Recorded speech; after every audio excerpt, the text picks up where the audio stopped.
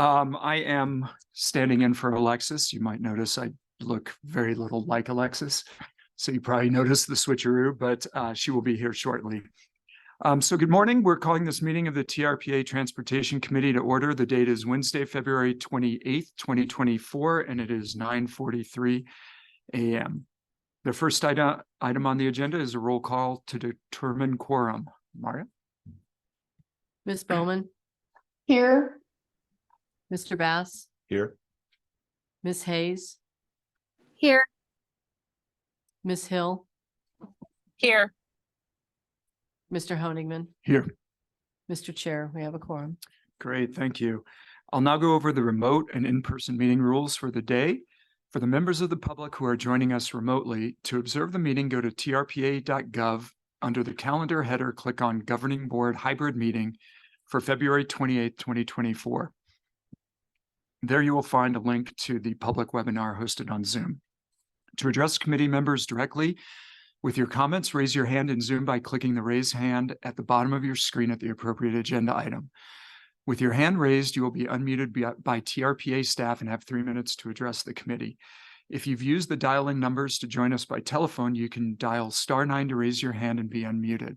For items that are agendized as informational only, we will hear public comment during the general public comment period at the end of the meeting. Comments on items agendized for action or possible action, we will hear public comment before the committee takes any action. To remote committee members, if you wish to speak, you can also raise your hand in Zoom. You will find the raise hand icon at the bottom of your screen. Remote committee members may not use the chat box to make any comments or to have sidebar conversations. Please, everyone, remember to mute your mic unless speaking to cut down on background noise. Finally, I would like to ask that all remote members turn on their cameras if they're able. Members of the public who have joined us in person, please use the sign-in sheets at the back of the room to indicate which item you're intending to comment upon. At the appropriate time for public comment on an agenda item, please line up at the podium to speak. Committee members who are in person, please raise your hand if you wish to comment and speak clearly into the microphone in front of you. If you're viewing the webinar on a personal computer, please ensure that your microphone and speakers are turned off to prevent audio feedback into the room. All right, the next item is approval of the agenda. Are there any changes to the agenda? Nope. All right. Then we'll deem the agenda approved as posted. And we're on to the next item, agenda number 2, approval of the minutes. We have a draft set of minutes from the December 13, 2023 meeting on page 17 of your packets. Does any member of the committee wish to make a change? We're looking at— Move to approve. All right, great. So we have a motion to approve. All those in favor? Aye. And I abstain because I was not present. Okay. Anyone object? All right, looks like the motion passes. Now we're on to agenda item 3, election of a vice chair. As a reminder to the public, after committee discussion on this item, you may raise your hand in person to be called on, or in Zoom webinar to be unmuted by TRPA staff to share your comments. So committee members, any questions or Mr. Chairman? Yes. I'd like to nominate Mr. Bass. Great, thank you, Alexis. All right, any other nominations? Okay, let's see. We'll now go to public comment on this item. All right, if any member of the public wishes to address the committee on this agenda item, please raise your hand now, either in person or by clicking on the raise hand button at the bottom of your Zoom screen, or by dialing *9 on your phone, and you'll be called on and unmuted by a TRPA staff member. Anyone in person? I don't see anyone. Anyone online? Mr. Chair, there are no hands raised to comment on this item. Okay, great. Then we'll close public comments. And any further comments from the committee? Any comments? All right, seeing none, I'm ready to entertain a motion on this item. I move to nominate Mr. Bass. Great. All right, and we just need an affirmative vote of the majority of the quorum present. So I'm sorry, just to clarify, there should be a motion to appoint Mr. Bass. Oh. But that's, I think the committee understood that's, if I could just rephrase the motion. Okay. So the motion is to appoint Cody Bass as Vice Chair of the Transportation Committee. Is that okay with the maker of the motion?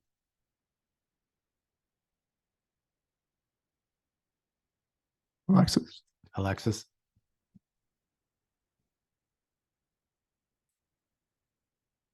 Can someone else make that motion? I will make that motion to elect Cody Bass to serve as the chair of the vice chair That's fine. of the Transportation Committee. Okay, great. All right. So we have a motion. Any discussion? Doesn't seem like it. Maria? So we need a roll call vote. Ms. Bowman, Yes. Mr. Bass, Yes. Mr. Honigman, Yes. Ms. Hill,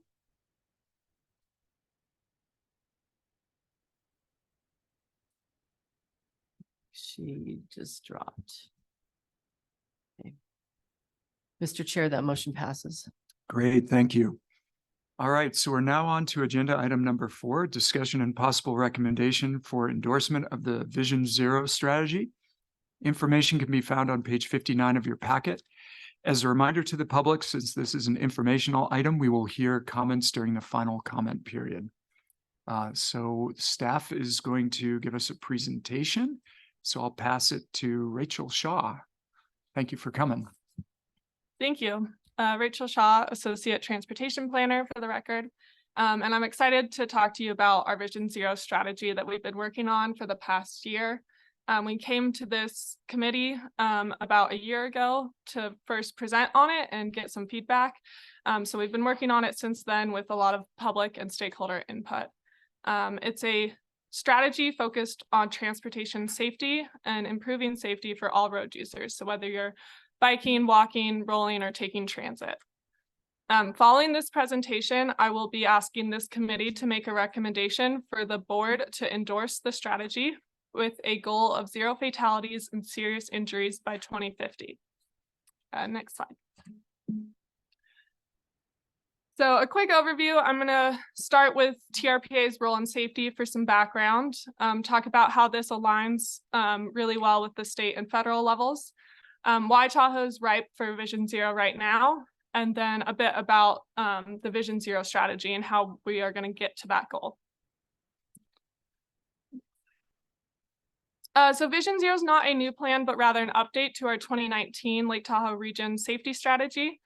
And safety is not a new role that TRPA is taking on. Safety has been a part of our regional transportation plan for over 20 years now. And so the regional transportation plan, which you'll hear more about in the upcoming workshop later on in this committee, is our overarching long-term plan that sets a vision for the region. And it's supported by a variety of more specific transportation plans, such as this one. So safety is one of the 6 major goals established in the RTP. And so this strategy seeks to accelerate the attainment of that goal and its corresponding policies. This strategy is a regional scale planning effort, but it is not a project-specific implementation plan. And so I want to emphasize that the project-specific design is completed in a separate planning process by the local and state implementing agencies. The Vision Zero strategy is really intertwined with that circle you see next to it, the performance planning. So as a transportation MPO, we are federally mandated to report, establish and report on annual safety targets to both states. And we also have safety metrics included in our biennial transportation performance reports. Next slide. So to take a step back, Vision Zero is an approach to traffic safety. It has one main goal since its inception in the 1990s, which is to eliminate all traffic fatalities and severe injuries. And it focuses on achieving that goal through a systems approach with shared responsibility called the Safe System approach. So this approach is adopted in all of these plans mentioned, shown below. So on the left is the U.S. Department of Transportation's National Roadway Safety Strategy. It adopts the Safe System approach, and it outlines how the department plans to reduce serious injuries and deaths on our nation's roads. Then we have the 2021 Nevada Strategic Highway Safety Plan. And this outlines Nevada's goal of 0 fatalities by 2050 and how they plan to achieve that. Then we have California's 2020 Strategic Highway Safety Plan, and that outlines a goal of 0 fatalities and serious injuries by 2050, and again, how they plan to reach that goal. And then bottom right is our Vision Zero strategy. And so endorsing a goal of 0 fatalities and serious injuries by 2050 will align us with California and Nevada's goals. And this strategy is how we plan to get there. And then I just want to mention too that the city of South Lake Tahoe is also working on a Vision Zero plan right now. And so we're working really closely with them to make sure that our plans align well, and they're considering adopting the same goal as well. Next slide. So in addition to aligning us with those state goals, and providing us eligibility for future grant opportunities, what really drives this strategy and the need for it is the crash data. So over the last 9 years of crash data, the most recent year available being 2021, we've seen 41 fatalities and 183 serious injuries on our roads, which averages out to about 5 fatalities and 20 serious injuries each year. I want to acknowledge when I mention this that these are not just numbers, but family members, friends, colleagues, and community members that are greatly impacted. To put these numbers into perspective, we have on the right the traffic fatalities normalized by population. So these are fatalities in 2020 per 100,000 people with data from the Census Bureau. And so in 2020, California and Nevada were both around 10 fatalities, and the United States around 12 per 100,000. Tahoe was around 5.4. So we are doing well compared to the state and federal level, but I want to emphasize that there is still more work to be done here to get this number lower and to get it to 0. And we can see some other cities that are a bit lower with similar populations, Boulder and Bend around 3. And then there are cities in the US that have already seen 0 possible through Vision Zero plans like Hoboken, New Jersey, Jersey City as well. And New York City has seen really significant reductions as well. So I'd love to dive into everything in this strategy, but I know time is limited. So these are some of the key inputs and key outputs from this year of strategy development. And so the major inputs were really stakeholder, public input, crash data analysis, and then equity analysis, with the equity analysis really building on the transportation equity study that was unanimously endorsed this summer. And all of these inputs informed our development of internal strategies and policies to identify what TRPA can do to improve safety, a safety countermeasure toolbox to provide tools for local implementers, a project list to identify where we should prioritize investments, and then a Vision Zero website and dashboard to display all of this for the public and stakeholders, and to make sure that all of the data and all of the analyses are transparently available. So to start this, on the next slide, this is really a data-driven strategy. So I won't dive into it too much, but we did a lot of data analysis here to look at all of the trends of crash types and contributing factors. So that's weather, that's lighting, travel mode, seasonality.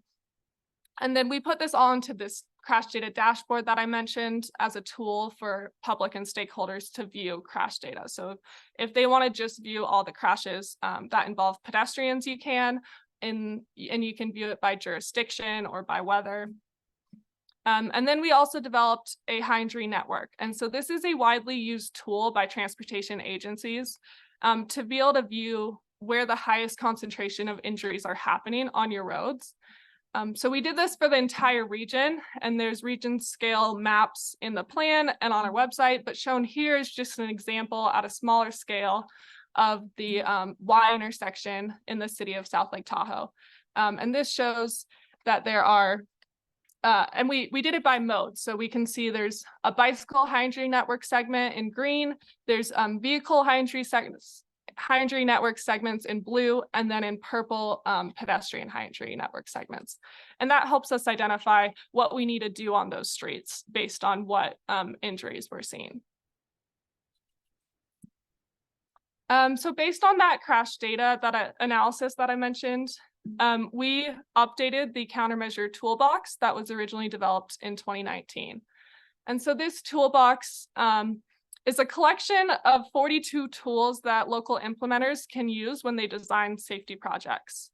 And these are based on federal and state guidance, but with modifications to adjust to our unique environmental and scenic constraints. For example, for pedestrian crashes happening in the dark, one thing you could use is dark sky compatible pedestrian lighting. There are multiple treatments for each crash type, so the exact design is going to be very context sensitive. And shown here is just an illustration of some of the tools in the toolbox, such as high visibility crosswalks, rapid flashing beacons, a bike lane, a class 2 bike lane here, and then a median refuge island. Next slide. And then we also identified a project list. So we identified 30 candidate locations based on that high injury network that I just discussed, equity considerations, a bicycle level of traffic stress, which is essentially a roadway characteristic analysis, taking into account things like speed limit and traffic volume, and then public and stakeholder input as well.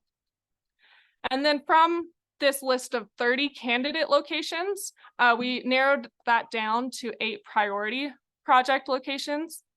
And then for those top 8, we recommended things from that countermeasure toolbox that might be appropriate at that location to provide some tools for implementers.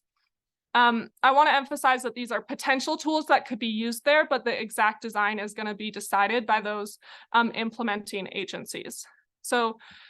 And those implementing agencies will do further technical studies, public outreach, or environmental documents to determine the exact design.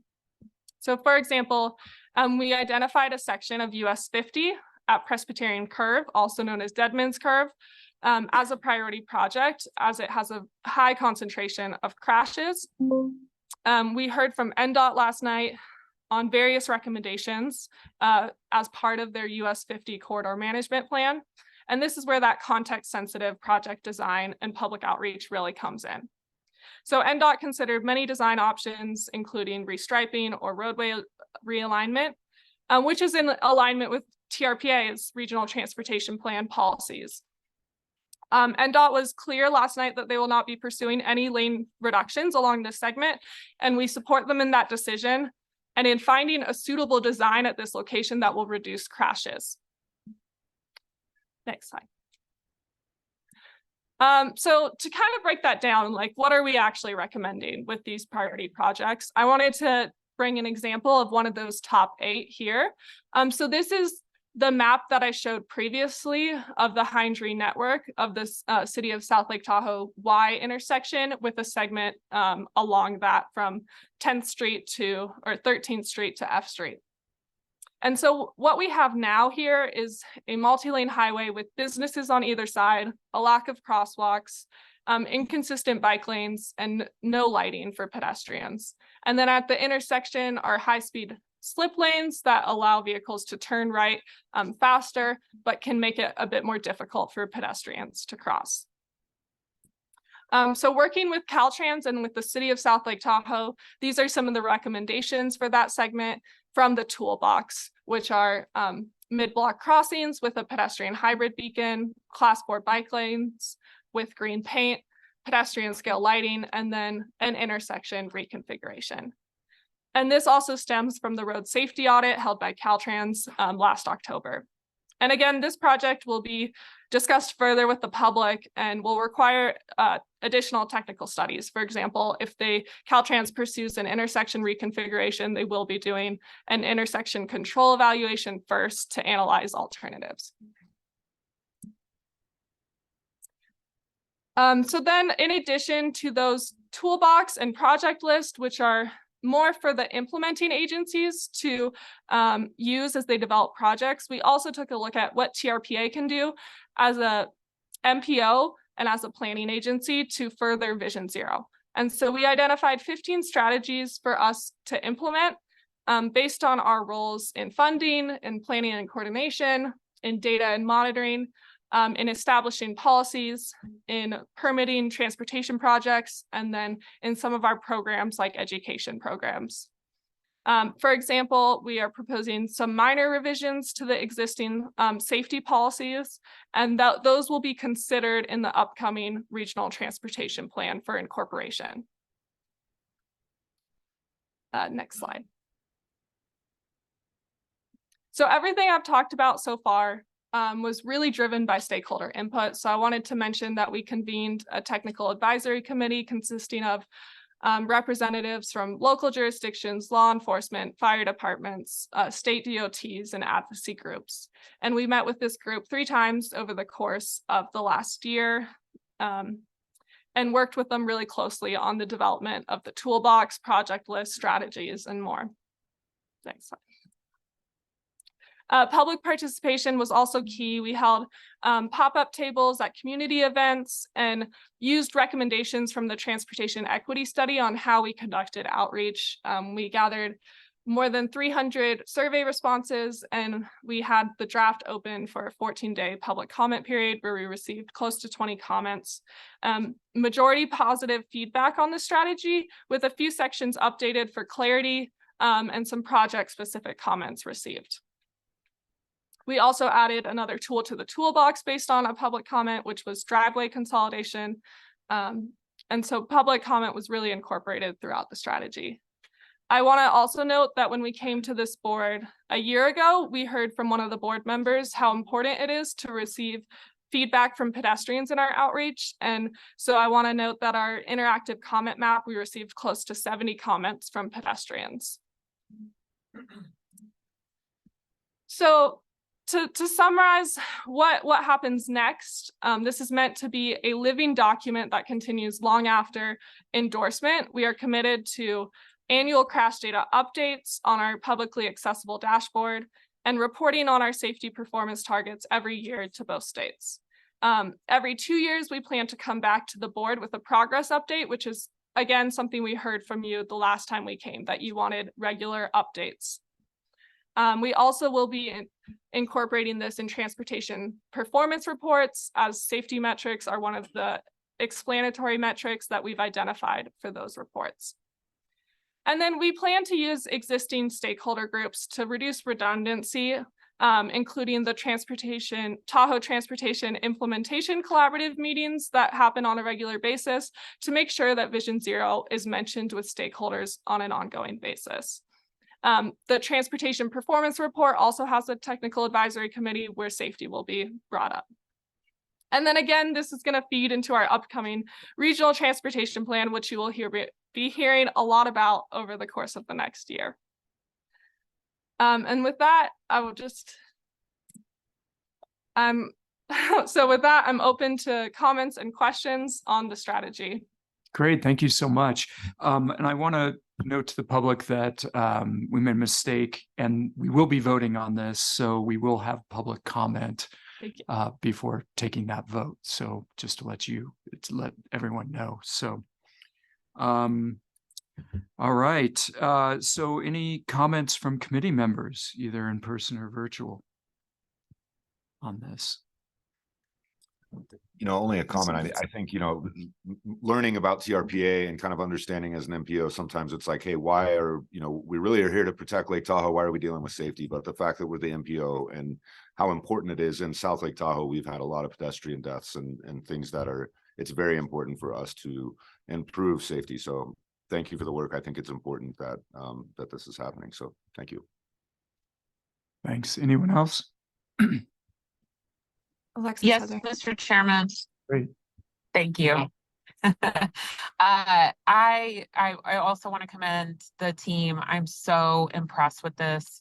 I'm wondering, when we go to the TTAC meetings and participate as the MPO and the Vision Zero holders, are we supporting or pushing our counties to be applying for those federal safety grants that are coming directly from Washington to counties to support safety initiatives. And I can send the link to the grants they just opened. I just got a link from the NACO committees on that, but there's a lot of opportunities for funding for counties to start implementing this. And I've been pushing my county on our Washoe Tahoe transportation plan because there's a lot of Vision Zero safety recommendations that have come out of that plan. And I just want to make sure that we as TRPA are being a catalyst to find funds for counties to implement these as we go along.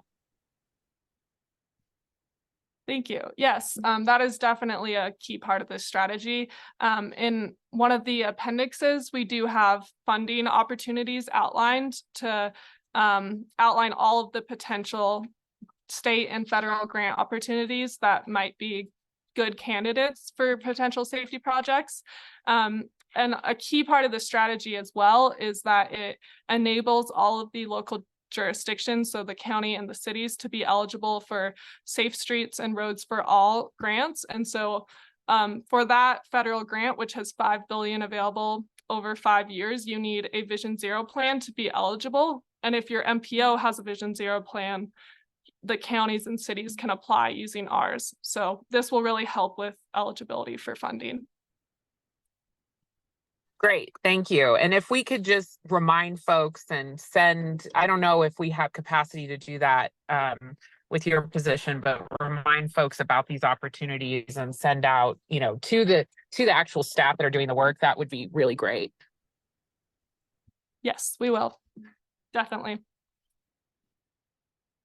Great. Any other comments or questions? I have one then. In reading the public comment on this item, someone was suggesting that private projects don't have to adhere to the same safe streets rules and regulations. So I was wondering if you could just describe the process that people have to go through when doing private projects. They mentioned Walt, they singled that one out. So I'd just like to understand how that feeds in to this. I'll give it. Could you go back to the slide where you talked about what we're going to be doing? And we talked about for our permitting process, we're going to. 12. Is that slide 12? The answer to your question is, based on this, we are going to re-examine our permitting process and make sure that the Vision Zero toolbox is something we look at when we issue permits. I don't know if wasn't this slide. It was one that was a bunch of bubbles, but it doesn't matter. You get the point. We're gonna be looking at Vision Zero being part of our permitting process. Okay, so we'll evaluate projects based on Vision Zero as well. And I do want to just say, like, kind of back to what Cody was saying, MPO, because we're also that permitting agency, right? We get this extra arm into that, part of the agency. So we can look at that municipal code again, or sorry, not municipal code, but the code of TRPA, and try to find places where we might want to make those adjustments to get to some of those better safety things. And that's sort of that, the driveway example that she gave kind of gets down into the weeds of that and is really important. So we appreciate that connection. And the bottom bubble is what I was. The bottom bubble. All right. And is that kind of a new thing that we're just we've always looked at it, but this is a intentional effort to go back and re-examine and make sure that if there's something we haven't been doing in Vision Zero, we do. I see. And it's not limited to the tools that are in the Vision Zero toolbox. I mean, applicants also can propose things. Yeah, great. Thank you. Any other questions or comments from committee members? Anyone online? Their hand raised? All right, hearing none, then I think we will go to public comment on this item. If any member of the public wishes to address the Transportation Committee on this agenda item, please raise your hand now, either by clicking the raise hand at the bottom of your Zoom screen or by dialing *9 on your phone, and you'll be called on and unmuted by a TRPA staff member. Anyone in the room? All right. Good morning, Ellie Waller. When mentioning that this plan sets visions and future implementation of 15 items identified, will there be a separate published implementation plan so the public better understands how this strategy turns into deliverables that may go to local jurisdictions? Also, in the weeds, I did turn in a comment, but today raised another issue with user conflict and then the term priority. When you have a slip lane as shown, how do you decide which user takes a precedent when identifying safety? And then also, when I was looking at your team members, I think in the future, at least with transportation issues, that Carson City should have a representative. That Highway 28 segment that I drive to get here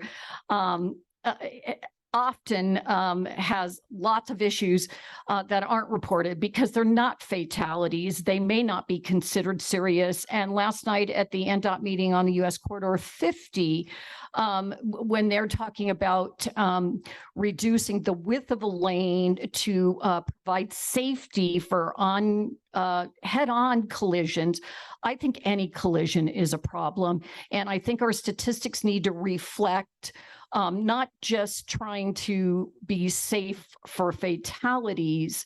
And those were my comments in writing to NDOT. Looking forward to seeing the Vision Zero as part of future permitting. And I turned in several requirements. Driving today, there was a stalled car on 28. There's no cell service. I had no place to pull over to see if I could help that person. So there's other safety issues that don't get identified. And I'm hoping more users like me of different segments do come out and present some of these items as issues.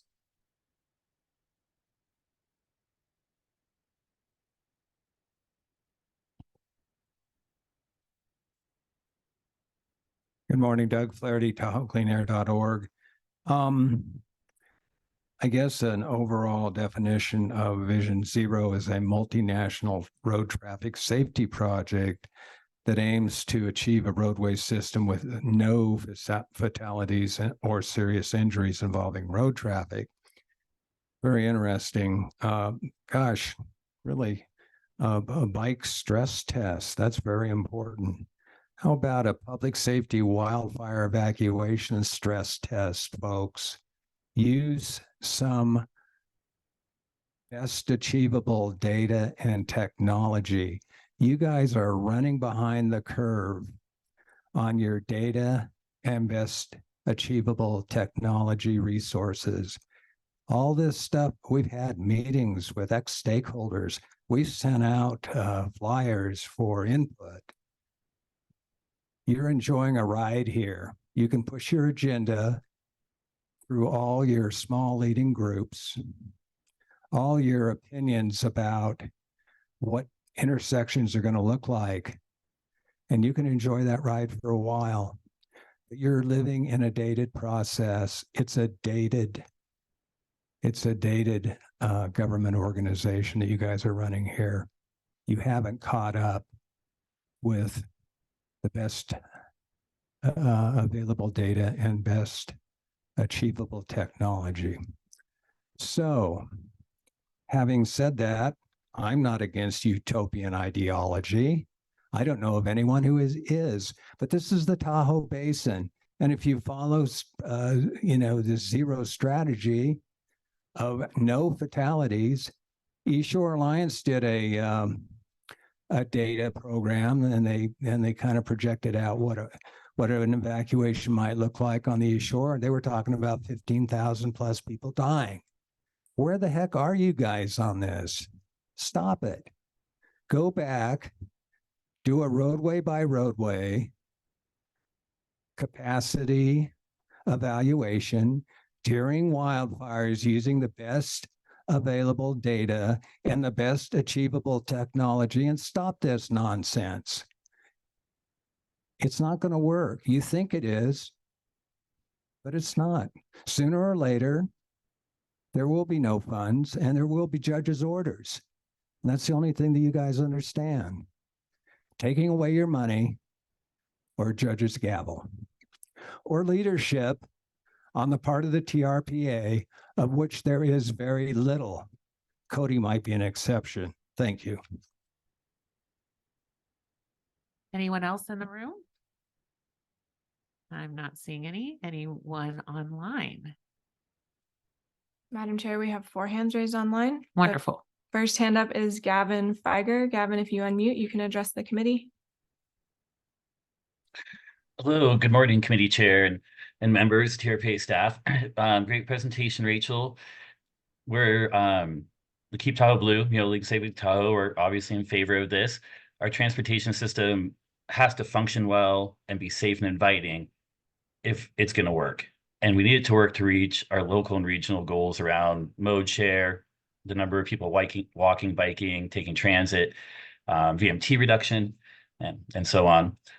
As Rachel pointed out, this also opens up another revenue source, and it allows TRPA and local jurisdictions to push for these safety improvements with all transportation projects. And really glad to see that implementation will include looking at opportunities in the code and through the permitting process to make sure everybody's doing their part. And just, on a personal note, myself, I bike and walk everywhere. I've been in accidents. My close friends have been in accidents in Tahoe. A lot of them are not reported. That bicycle level of stress map is gives me the appropriate level of stress. It's very accurate. So really looking forward to everybody working together and making some improvements here. Thanks for the time. The next hand raised is Steve Teixeira. Steve, if you unmute, you can address the committee. Thank you. Good morning, Madam Chair, members of the committee. Steve Teixeira, a longtime transportation activist here in the region.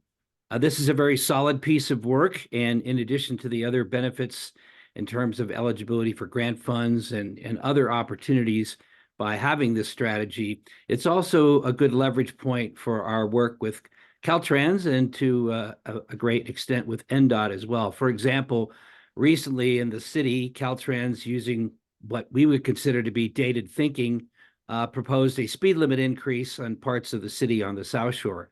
And because the city has adopted a Vision Zero strategy and knew it was coming from TRPA, that basically gave the city leverage with Caltrans to say, no, we're not going to go with a speed limit increase. We're going to do some further analysis. And we do have this Vision Zero strategy.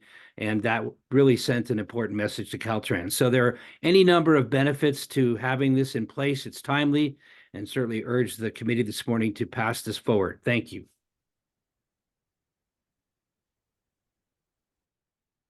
The next hand raised is Jason Burke. Jason, if you unmute, you can address the committee.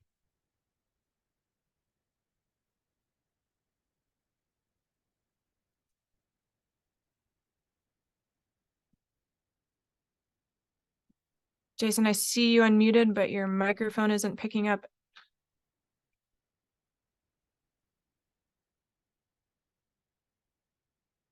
We're going to circle back. The next hand up is Helen Neff. Helen, if you unmute, you can address the committee. Hi, this is Helen Neff from Incline Village. So I'd like to just add my compliments to Rachel Shaw and her team for a job well done. This strategy is excellent, especially the action items and the methods for follow-up. I submitted written comment, which is from the point of view of a crash victim, a crash that was reported. So I am one of the statistics in the report. I was hit and seriously injured in a crosswalk in Incline Village. And so after numerous surgeries and rehab to be able to walk again, I started to study road safety in Lake Tahoe. And what's kind of frustrating is I found so many TRPA and TTD reports going back over 10 years of stating that the intersections in Incline Village needed pedestrian safety improvements, and nothing had been done over that whole time period.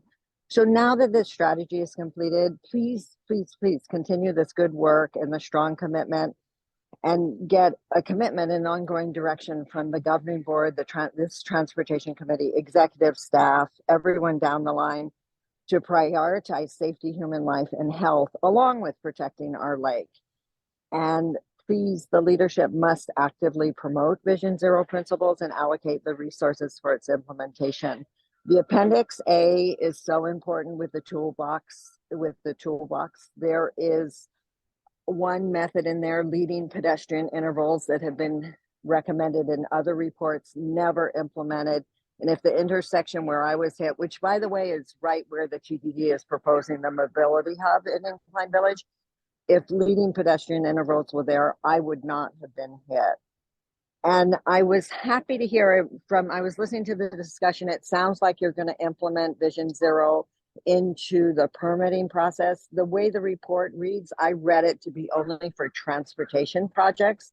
So it's very important that it be implemented for all projects, planning, development, as well as TRPA codes and zoning amendments. To say that taller buildings and reduced coverage will make a town center walkable without doing anything about speed limits, crosswalks, sidewalks, intersections, etc. It's not proper planning. So please just integrate these principles into housing and development code.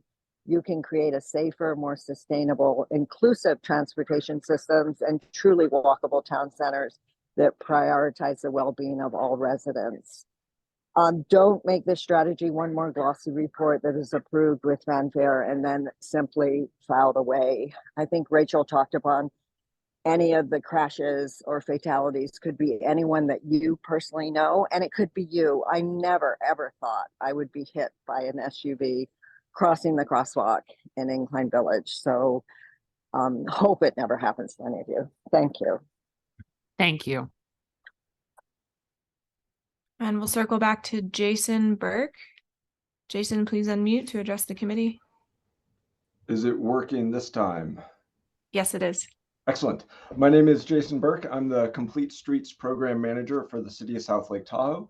And I just want to express on behalf of the city staff that we appreciate TRPA staff for coordinating and integrating existing city plans and ideas in this draft TRPA Vision Zero plan, and for their participation in the city's concurrent Vision Zero planning process.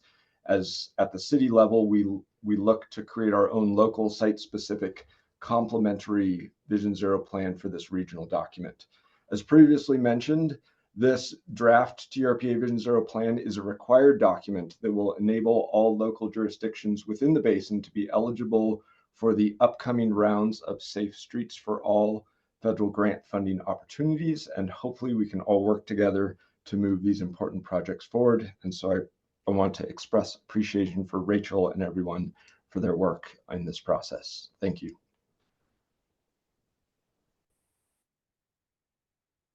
Madam Chair, we have no other hands raised to comment. Thank you very much. Okay, with that, we will close our public comment. And are there any other comments from the committee?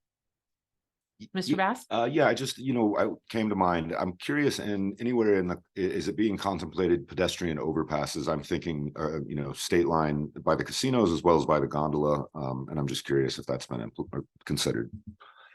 Yeah, we have pedestrian overpasses and underpasses in the toolbox, which includes like cost and crash reduction potentials. It's not for any specific location identified, but it is a tool that we recommend. Great, thank you. Any other comments in the room? Any comments online? Oh, Ms. Reagan. Madam Chair, if I may, just as we wrap up this item, I just wanted to, again, Julie Reagan, TRPA's Executive Director, I wanted to compliment Rachel and the transportation team and just speak to a couple of the public comments, if I may, Madam Chair, that we heard. I do want to emphasize the leadership in this incredible plan. And it really speaks to our role in the compact. We're going to talk about roles further in this agenda of TRPA as the MPO versus all the implementation partners that we have. We don't design or build roadway projects, but the leadership that this plan provides with all of our partners and opening up funding opportunities is critical. And we've known for some years that speeds have increased on roadways. There was just a national story about nationally fatalities went through the roof and speeds because during COVID, there were a lot fewer cars on the road for some years and drivers started speeding and they really haven't slowed down very much.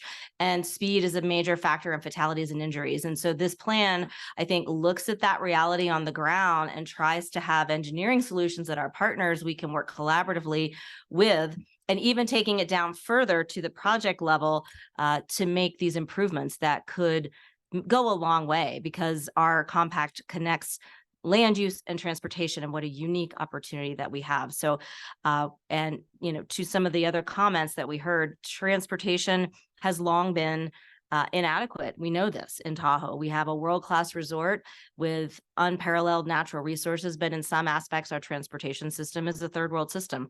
And we're all working really hard to change that. And we're going to talk about that in some other areas. And we have a lot of work to do on infrastructure investments. So just really appreciate the work of the staff, all of our partners that have participated in it. And there's, you know, a lot more work to do to really take this right down to the project level.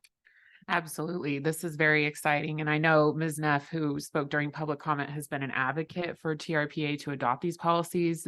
They've been in my county for quite a long time, but you know, making sure that we move them up to the Lake Tahoe level is super important. And I know that Ms. Weller, when she talked about the self-service issue, it's something that we at Washoe County are looking into, and as well as hitting anything is a problem.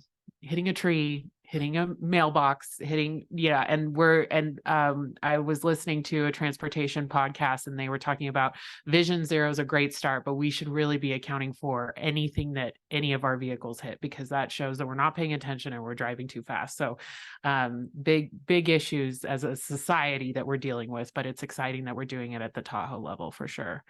Any other comments by the committee online? We have committee members online, correct?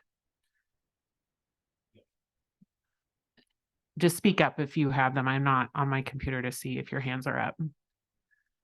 Is there anyone with hands up? Okay, cool. All right, with that, I am looking for a committee member to make a motion to endorse this strategy. Sure, I'll put forward a motion to endorse the 2024 Vision Zero strategy, including a resolution committing to a goal of 0 fatalities and serious injury by 2050, as shown in attachment A. Thank you, Mr. Bass. We have a motion. Any other discussion from the committee?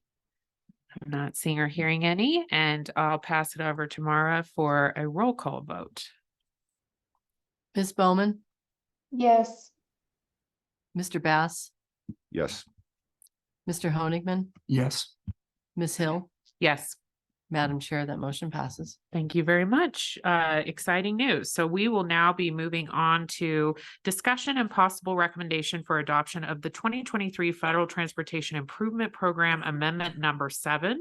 This is agenda item number 5.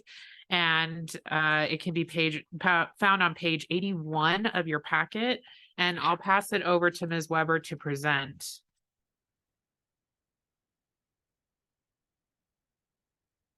So good morning, Madam Chair and committee members.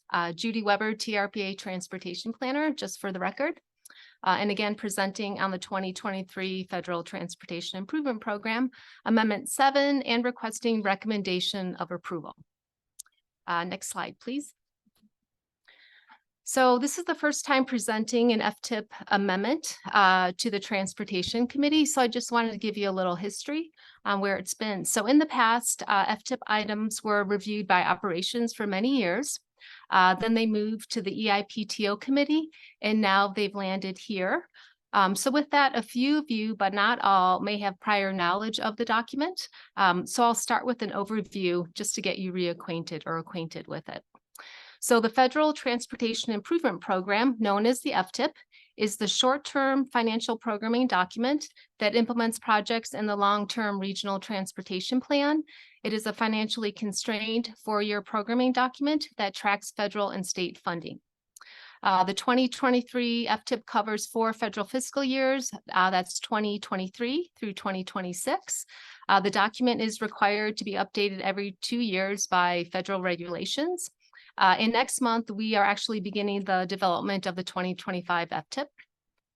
So projects that receive federal funds are regionally significant or require federal action must be programmed into the FTIP. And as the MPO, it is our core responsibility to program, track, and monitor these transportation funds within the document. Once a project is programmed, it allows for the implementer to move forward with the authorization of funds and the work to proceed. So during the 4-year cycle, there may be some projects that need updating, or there may be new projects that need to be added. These updates may require an amendment. And adding a project is considered a major change and requires an amendment. So we try to do amendments, or typically amendments are processed quarterly. They require public notification, governing board adoption, and state and federal approval. So today we have one project being amended into the TIP. Next slide, please. So Amendment 7 adds a corridor coordination project that is led by the Tahoe Transportation District. This corridor coordination program will support corridor implementation efforts across multiple jurisdictions, land management agencies, and stakeholders. It will be dedicated to streamlining the project delivery process for the corridor-based projects and transit programs, from the beginning stages of work through the post-implementation activities. Current funding available is through the Federal Surface Transportation Block Grant, which is known as STBG.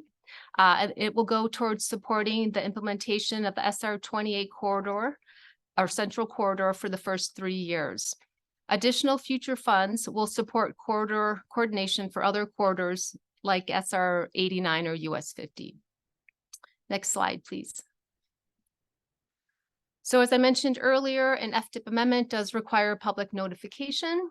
So we released the amendment for the required 7-day public comment period on January 31st. It went through to February 7th. The announcement was posted to the TRPA website and also sent out through email. And then on February 7th, we presented this item to the Tahoe Transportation Commission for recommendation of approval. And it also was open to the public for any additional comments. To date, we've received no comments. Next slide, please. So moving forward, we have the approval timeline. So February 7th, we did receive the Tahoe Transportation Commission recommendation. Today, we have the governing board adoption. And then after today, there are 2 key approval dates coming up in March. So this packet will move forward after today's motion to the state for approval from Caltrans and NDOT. And then after that, it will go to or go for the final federal approval through the Federal Highway Administration. And that will include this document or this project into the statewide transportation improvement program for both California and Nevada states. And just again, the federal approval will activate the project in the FTIP, and that will allow for the authorization of funds and the work to proceed on the project. Next slide, please. So with that, that concludes my short presentation. I thank you and ready for any comments or questions. Great, thank you so much. Looking to the committee to see if folks have questions. Mr. Bass? Yeah, so thank you for the presentation. I'm curious, so just so I have this clear, this will be the 25 FTIP approval, and then the next one will be 27 every 2 years. Is that? No, so I kind of just slid that in. So this, sorry about that, I didn't mean to confuse, but this is for the 2023 FTIP, the current FTIP. So we're adding this project into this current FTIP. Beginning next month, we'll start to develop our 2025 FTIP, which actually is about a 8-month process. So we'll come back to the board in September requesting recommendation of approval for the 2025 FTIP. Okay, sorry about that. So I'm curious with 89, and I've been saying this for years about 89, and I see that it's on the list for future times, but kind of where is that? Are we going to be looking at that in the 25 FTIP plan? You know, just because again, Emerald Bay, by far the most visitation, by far kind of the least amount of solutions at this point, and I think it needs to be prioritized in a major way. So I'm just kind of curious where that's going to fall. Hi, Nick Haven for the Record Transportation Team. Yeah, great question. 89 is definitely a high priority for TRPA and a lot of the partners, Forest Service, State Parks, El Dorado County, and Caltrans. Fortunately, we are actually, from a status standpoint, moving forward right now on an environmental document for a segment of that corridor. That corridor plan was completed about 2.5 years ago now. And so now we are moving into the environmental phase where we're beginning to identify potential projects and working with the Forest Service, State Parks, Caltrans, El Dorado County on how we can advance those projects. And so understanding that we're going to need to sustain an effort over time in terms of supporting the coordination in that corridor, that's why that's on that list. And so in terms of the 2025 FTIP and what shows up there, it's probably too early to say. However, it remains a priority and we're looking to finance that. And that will likely show up in some sense, not knowing what funding sources yet. But I think there are some opportunities that exist that will manifest in the 2025 FTIP. And I guess my only other comment would be, to prioritize 89 over US 50, in my opinion.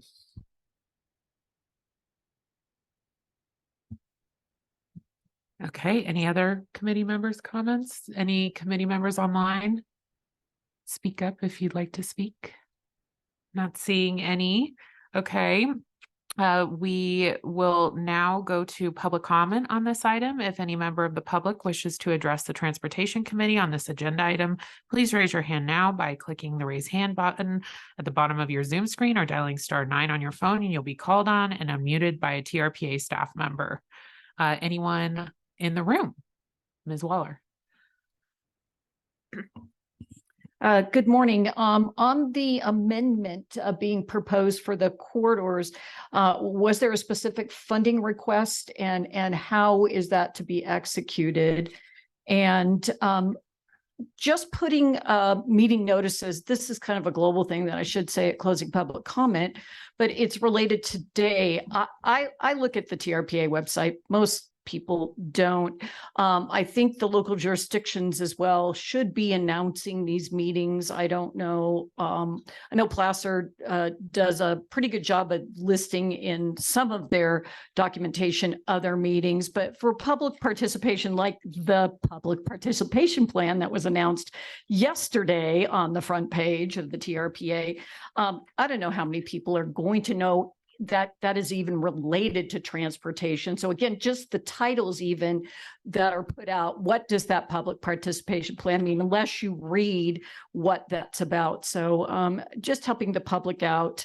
And just one other cleanup, and I could do this at closing, but it's important for people to know when somebody's online and they're not the person that is here, that they have a representative. I know Ms. Bowman's identified herself, but a lot of people don't know who she's here representing. So at the TRPA meeting, it might be at the governing board as well.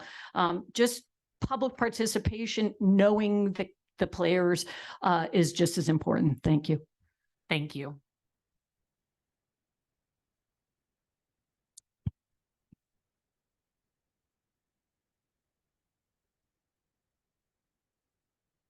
Doug Flaherty, TahoeCleanAir.org. Something was mentioned about an environmental document on the project or a project. Any environmental document, I love your term document because you avoid talking about EISs or EIRs or environmental assessments. All you really talk about many times is that sham initial environmental checklist you use to avoid cumulative impact, EIS, EIRs, including cumulative impacts with regards to density, human density, roadway density, capacity in the Tahoe Basin. So any environmental document must include, because of our unique circumstances here in the Lake Tahoe Basin, wind and slope environment, must include a roadway by roadway evacuation capacity analysis based on the best available data and the best achievable technology.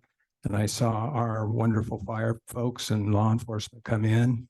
Of course, as a former fire battalion chief in Southern California who lived and worked in the Santa Ana Canyon, I certainly appreciate them immensely, as we all should.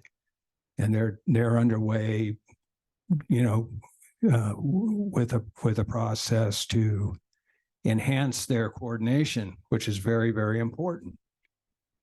That's different from performing wildfire roadway capacity evacuation planning efforts. The planning comes before or during the projects. They're going to do a great job. They'll do whatever they need to do.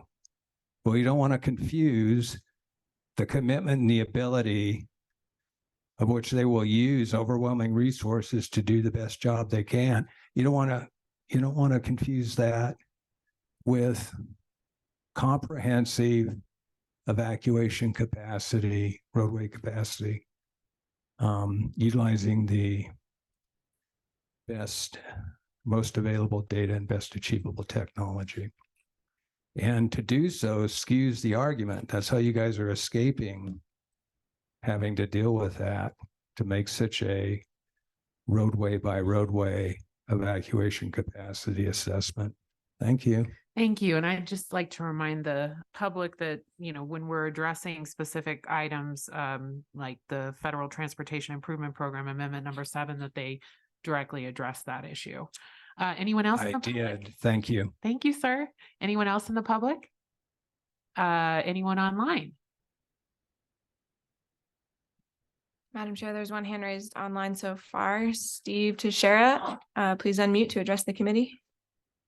Thank you again, committee. Steve Teixeira for the record, transportation activist. And just to point out that this is a programming document. It's not a project approval document, and it is a timely submittal. And thank Ms. Weber for her many years of service on these FTIP matters. That's complex, but essentially if we don't file the amendment, we're not moving forward the planning process. So I urge the committee to take action to recommend this forward. Thank you.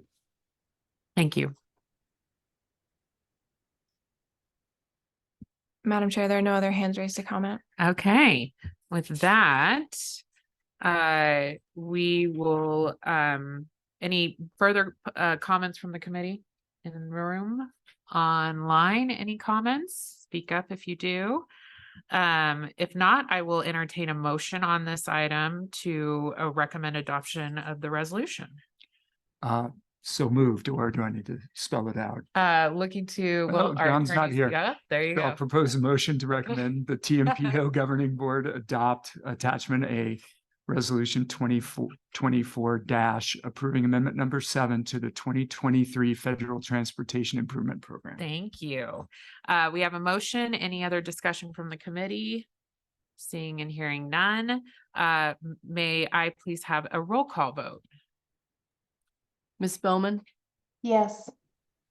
Mr. Bass, Yes. Mr. Honigman, Yes. Ms. Hill.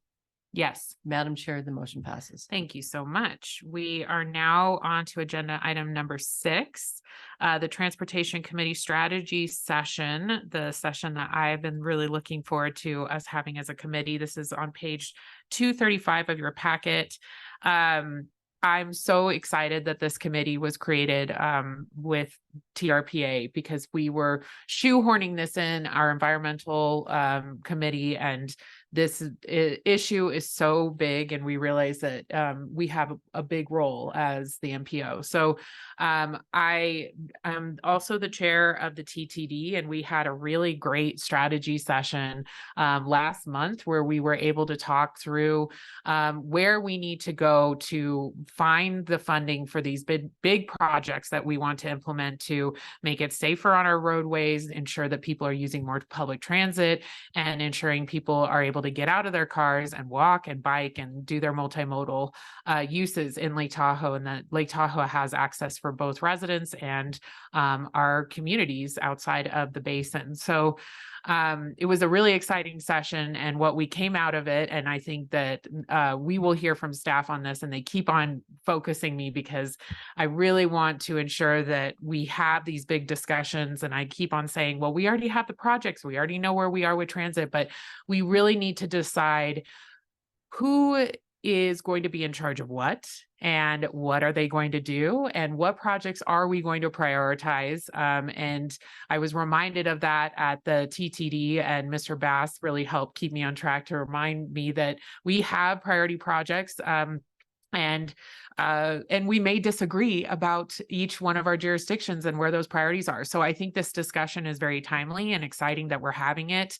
And I think our chair of the governing board, Ms. Gustafson, she brought this committee because we realized when we were having discussions with TTD of renewing the East Shore Express temporary parking and bus pickup lot, that TRPA felt separate from transportation when we are an essential part of the transportation piece.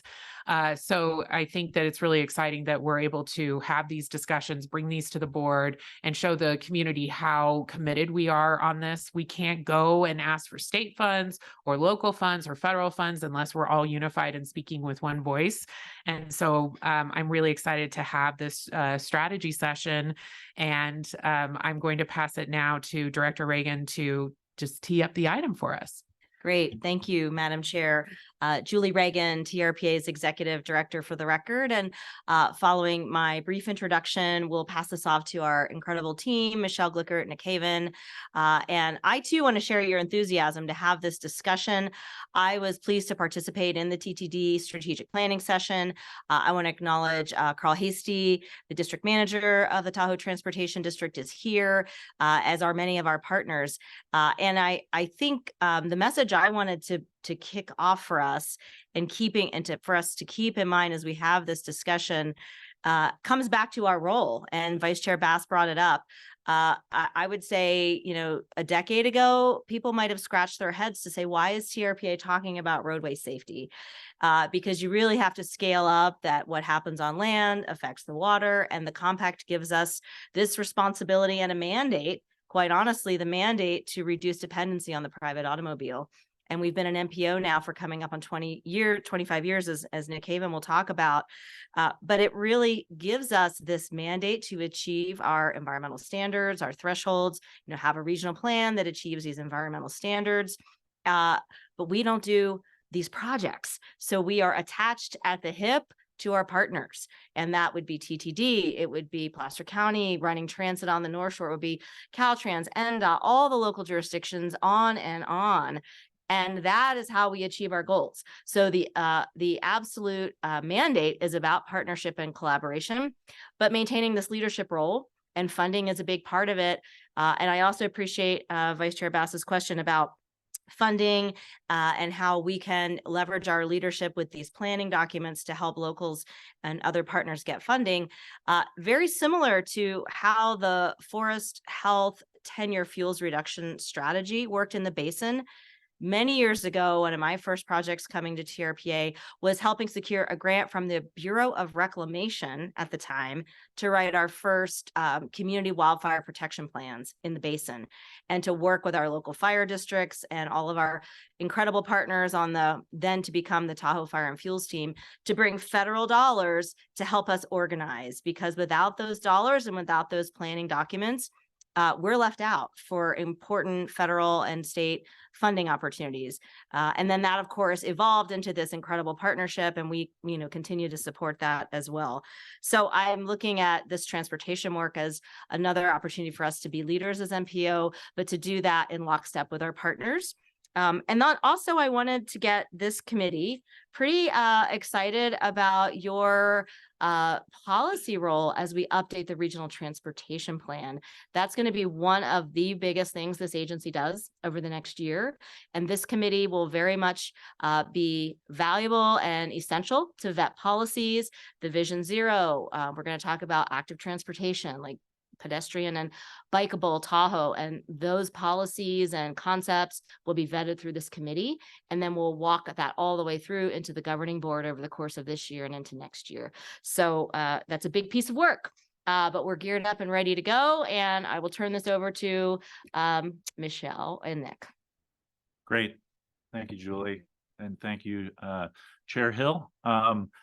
Transportation is quite an animal. There's a lot of cooks in the kitchen in transportation. It can sometimes be a rather daunting topic and confusing. And I'm going to do my best to explain some things of how we operate in Tahoe. Go ahead to the next slide, Tracy.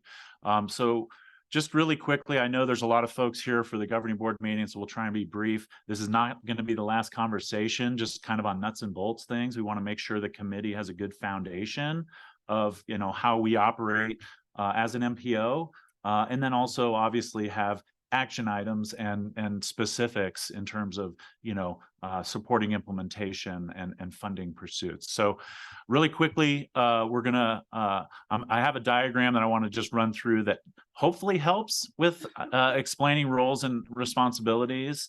And then Michelle is going to talk a little bit about upcoming policy and planning work that's coming. We've kind of split up our program into planning and policy and implementation and funding. And Michelle's really leading that planning and policy side, and I'm leading more of the implementation, coordination, and funding. So that's just so you're aware. If you have questions, we can help you. And then obviously we want to hear from you. What are we missing? What are you interested in? That's the strategy session part of, you know, where can we go as a committee after you hear what's upcoming from a staff standpoint and things that we need to accomplish this year based on our work plan. Next slide. All right, so hopefully this is helpful, but wanted to try to characterize the transportation planning program in Tahoe. It runs the gamut from on the far left, we have long range planning. You have to do solid planning really to deliver a vision and to coordinate and organize so many stakeholders that we have in the basin and in any region really. And then if you travel right, you go all the way down to project implementation, projects hitting the ground, transit services getting on the ground and being provided. How do we move across that spectrum? And so the color gradients are more of the roles. Who does what? And it's not a bright line. And so I just want to stress that, you know, where the TRPA on the left there is a lot heavier involved in long range planning, vision setting, knitting a lot of policy together from across the region into one comprehensive document that can chart the course for transportation in the region. And that's over a 25-year period. So a very long period, forward-thinking document. And then if you advance right, we do things like corridor planning. You've heard about the corridor planning. That's kind of a smaller scale. We get to drill down a little further into specifics. You have multiple partners, multiple needs, differing corridors in terms of what they're trying to serve. And so that's a very important step down role. And then you start to get into the FTIP, like you heard from Julie, or Judy, where we talk about funding, awarding funding to projects, and then you start to select projects for advancement. And that's where you get into conversations with the partners. And that's why the implementers gradient is a little stronger. We work very closely with all our partners to sequence and coordinate projects when things are going, making sure that it works. Transportation is an interconnected system. It all has to advance together. And then if you keep going right, you start getting into the specific project planning. Those corridors have identified projects. You have very specific project planning activities, the design of projects, environmental documentation, permitting, and then you begin to get into project implementation, getting the project on the ground. And that feedback arrow that's on the bottom is an important one as well. The committee will also be hearing a lot about performance. How is our transportation system doing in terms of meeting our goals? So we test the effectiveness of the projects we've delivered, the services we're providing as a region, and how those square up against whether it's VMT threshold, whether it's safety targets, a lot of other performance metrics that we have set as an agency. So this is hopefully helpful in trying to explain, you know, the roles here. of what does TRPA do? What do the implementers do? That includes TTD, as Julie said, TTD, DOTs and local governments, a lot of others. So I'm going to go ahead and advance to the next slide. And now I'm going to turn it over to Michelle, and she's going to talk a little bit about that planning and policy piece and hopefully give you insight into what's coming forward to this committee and what we'll be asking of you and the full board eventually regarding our planning efforts. So take it away. Thank you, Nick. Michelle Glickert. So transportation planning and policy really begins with one of the main responsibilities we have is setting that regional transportation vision. We've been talking about it. You've been hearing bits and pieces in each of the presentations and what Nick is saying. And that vision is really derived from our compact, the TRPA compact, which states our responsibility to reduce reliance on the automobile. So the strategies in which we develop and promote are laid out in each of the regional transportation plans. We update those about every 4 to 5 years. And what we're striving for is a system that is interconnected, interregional, and sustainable. But it's really about creating connections for people so that driving a car is not the only way you can get around in Tahoe or to Tahoe. The vision reflects our goals and the policies that we track and refine as needed. That's a bit of that performance we talked about here.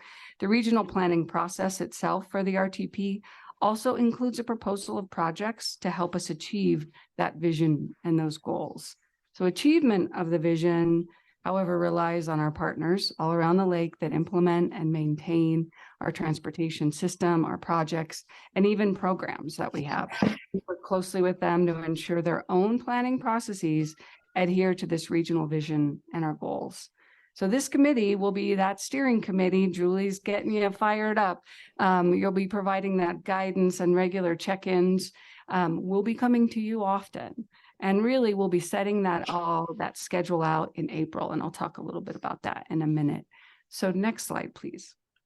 So our focus recently is really how we're achieving the vision for the RTP has been through creating and maintaining a few modal plans like the active transportation plan that will be released, that was released yesterday, and that'll be before you next month. Our Vision Zero strategy you heard, and that's a little bit of a policy document and a modal plan. Both of these plans include detailed needs analysis, best practices for designing, along with detailed policies and proposed projects that all feed up into the regional transportation plan. So these plans, along with a few others not shown here on the screen, we've got a host of them. We work on technology, so we really look at the needs for technology throughout the region, how technology can advance our transportation options. We had a trail strategy. Some of you, I think, were around when that was approved, like a little bit over a year ago. Those plans really rely on public outreach as well. So updating the public participation plan is another focus. An area right now that we just released the plan. It's out for public comment. We released the plan as noted on our websites. We notify folks these plans are out. We use a host of other options too, like we have an e-news that has hundreds of folks signed up for that. So we are getting to them in different ways so that they're aware that these plans are out there. And then we also, with these plans and that participation plan, it really is the document and foundation for how we complete our outreach for all of the planning that we do. Our responsibilities and recent focus have been also around equity, another policy and foundational plan on how we can ensure that our planning process, our policies, and even our project selection is done equitably. We not only develop the plans, we're also involved with development of transit planning locally and regionally. We have various operators now, private and public, so we work with them closely on some of their, ensuring that the transit planning supports the vision and the goals that we have in the regional transportation plan. Another important regional initiative, I think you've heard about it a little bit. We spoke about it before, along with Chair Gustafson, on working with Placer County Transportation Authority, Caltrans, the town of Truckee, and Washoe Regional Transportation Commission about increasing passenger rail service from Sac to Reno. So our connector and part of that resort triangle, Truckee. So we also work with those regional partners on these planning efforts. We'll be updating this committee on these activities along the way, in addition to the regional transportation plan. These plans all focus, as we gear up, the ones I'm talking about today, really support the RTP. And we'll be back here in April, giving you a little bit deeper dive into what we'll be focusing on in the regional transportation plan. But the plans I'm talking about are currently, these plans are a little bit different. Just as important as that regional transportation plan, we're often filling the gaps that our local agencies may have. You heard about that with the safety strategy. So rather than have 5 active transportation plans in the region, we have one that knits together all of the local needs, and we work through those planning efforts with them. And then they can adopt our local agency plan, allowing them to apply again for those state and federal funds. So Vision Zero is a perfect example of that. We do notify the partners when all of these opportunities arise. That's part of Judy Weber's role in that programming, right? She's letting the folks know when those grants are available. And then even staff is supporting those local grants and writing the grants. So we really try to help them develop that to the best of their ability so we can make ourselves, but before I get too far into funding, I'm going to turn that back to Nick. But our future focus for this committee will be the regional transportation plan, and we'll be back and diving in a little bit more to how we're doing in those focus areas of the next regional transportation plan. Thank you. Thanks, Michelle. Okay, circling back to transportation implementation and funding. There's obviously been a lot of work done on regional priorities, as Chair Hill said. The bi-state consultation developed a transportation action plan. The Tahoe Transportation District is spinning up working on a regional connections plan, which is very important because, as I said, the regional transportation plan is a 25-year long-term document, and it can only get so granular. And in order to mobilize the region around a suite of projects that we can either advocate for funding for or do local initiatives to fund, there needs to be really buy-in and that comprehensive work done. So TTD is picking up the mantle on that in terms of creating a regional connections plan from the I-80 corridor to the north all the way down to the Highway 50 corridor, working with multiple partners, primarily looking at the multimodal connections, so transit. What does the transit system need to be to move the folks that we need it to move? And that includes landside facilities and other connections to things. And so that work is extremely important in order to have a list of projects and needs that we can advance as a region for funding. There's also local government priorities, a lot of work at the local level going on in terms of those local connections. So this regional connections plan that TDD is working on is really that regionally significant level regional piece. But then there's still the local governments advancing their community connections to that regional system that are just as important. And so we need to make sure we're balancing that. There's a lot of work going on. I know El Dorado County and the city are advancing a joint powers authority, looking at operating transit. Placer County has obviously been expanding their partnerships with Washoe County, Washoe RTC, Town of Truckee to advance the TART system on the North Shore. So there's a lot going on at the local level. And so coming back to the regional transportation plan, that's where all this kind of comes back together and gets stitched together and illustrated. And so we look forward to making sure we're representing those initiatives and that work in the RTP as really tangible progress toward implementation. Also funding, right? If we have the list of projects, we have the needs, we have been pretty vocal about this over the last decade or so that we are a little shy on funding for transportation. And so how can we mobilize and get the right support for advancing new funding?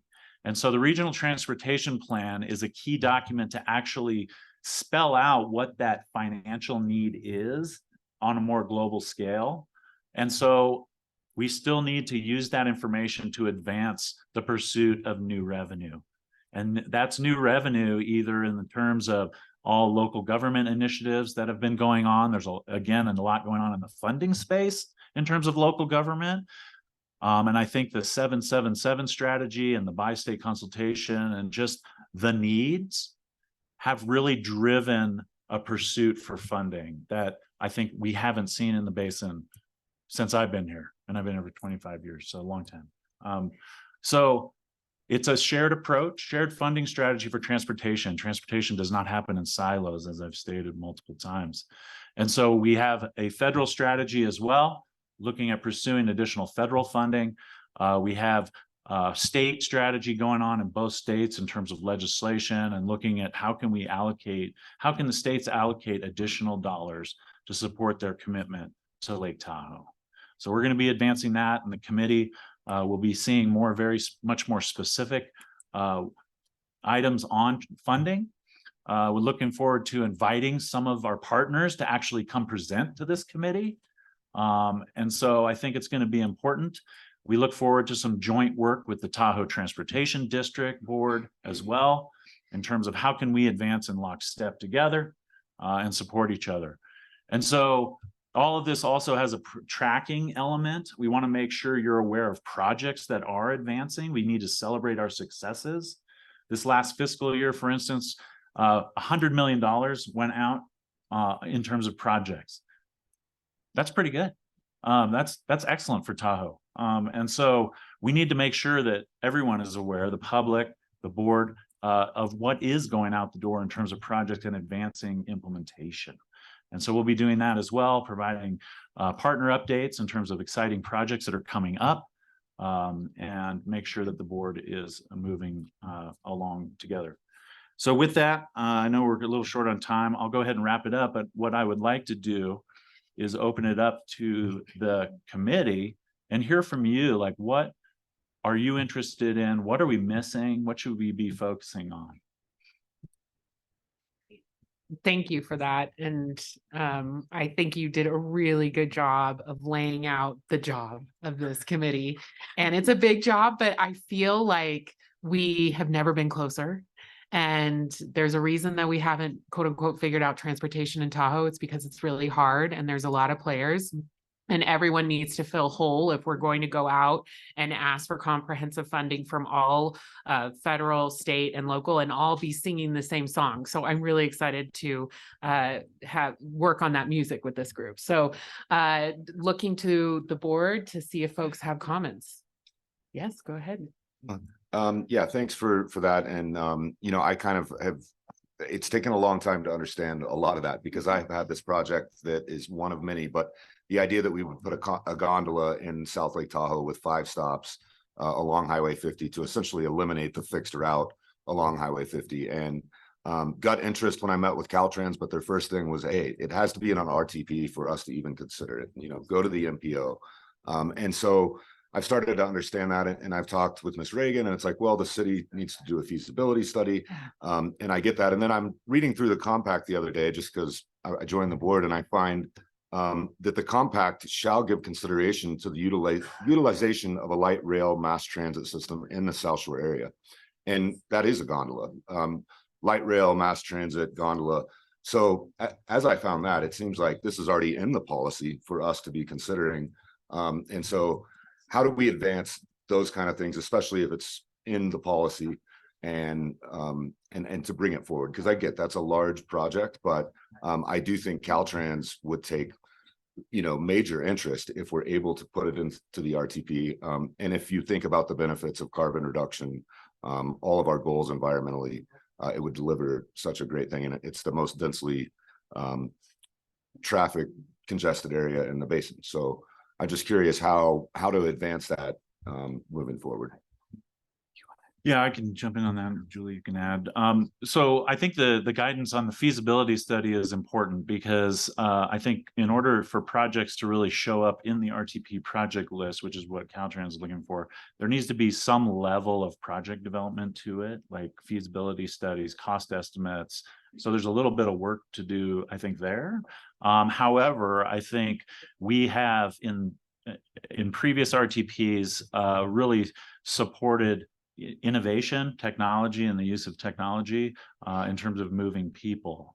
We've looked actually over the years at light rail itself and other kind of higher density services. And they really don't pencil in terms of the amount of people.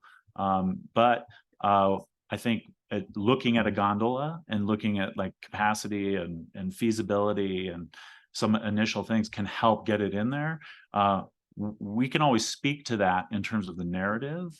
I don't think it would show up as a project right away. However, let's take those steps, right?